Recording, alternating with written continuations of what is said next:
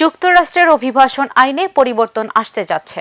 বর্তমানে H-1B ভিসাধারীরা চাকরি হারানোর পর নতুন চাকরি খোঁজার জন্য সর্বোচ্চ 60 দিন সময় পান। তবে প্রস্তাবিত পরিবর্তন কার্যকর হলে কর্মীরা এই সুযোগ হারাতে পারেন। রোববার ভারতীয় সংবাদ মাধ্যম এনডিটিভির এক প্রতিবেদনে বলা হয়েছে, যুক্তরাষ্ট্র এই বিধানটি বাতিল করার বিষয়টি বিবেচনা করছে। প্রস্তাবটি বর্তমানে হোয়াইট হাউসের অফিস অফ ম্যানেজমেন্ট অ্যান্ড বাজেটের পর্যালোচনাধীন রয়েছে, ফলে এটি এখনও চূড়ান্ত নিয়মে পরিণত হয়নি। এছাড়া প্রস্তাবটির বিস্তারিত তথ্য এখনও পুরোপুরি প্রকাশ হয়নি। প্রতিবেদনে বলা হয়েছে, এ ধরনের পদক্ষেপের ফলে ক্ষতিগ্রস্ত কর্মী ও তাদের নির্ভরশীলদের প্রায় সঙ্গে সঙ্গেই যুক্তরাষ্ট্র ছাড়তে হতে পারে। নতুন এই বিধানটি চূড়ান্ত হলে নির্দিষ্ট কিছু কর্মী এবং তাদের নির্ভরশীলদের জন্য বিদ্যমান 60 দিনের ছাড়ের সময়সীমা বাতিল হয়ে যাবে।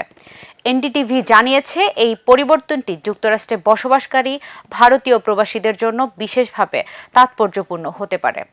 ভারতীয় নাগরিকরা দীর্ঘদিন ধরে H-1B দক্ষ কর্মী কর্মসূচির আওতায় বড় সুবিধা পেয়ে আসছেন।